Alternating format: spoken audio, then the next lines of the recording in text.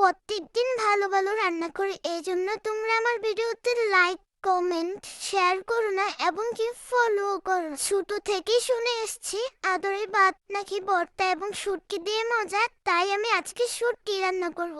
তোমাদের জন্য আদরের এবং ভালোবাসার খাবারই রান্না করবে। এই খাবারটি কিন্তু আমার অনেক পছন্দের। এটা হচ্ছে মিষ্টি কুমড়া ডগা। এটা আজকে আমি শুটকি দিয়ে রান্না করব। ভালো করে ধুয়ে হলুদ, লবণ, মরিচ সবকিছু দিয়েছি। এখন শুটকিটাকে ভালোভাবে ধুয়ে নিব।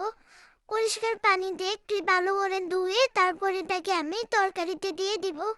শুটকি খেতে তোমরা কে কে পছন্দ করে জানাইও কিন্তু। আর এই মিষ্টি কুমড়ার ডগা শুটকি দিয়ে খেতে কিন্তু বেশ ভালো লাগে। তো এখন আমি চুলায় রান্না বসিয়ে দিলাম আর পাশের চুলাতে দুটা ডিম সিদ্ধ করব। আমি ছোট ছোট দুটা ডিম নিয়ে এসেছি। ডিমগুলোকে ভালোভাবে ধুয়ে তারপর ডিমগুলোকে সিদ্ধর জন্য চুলায় বসিয়ে দিব।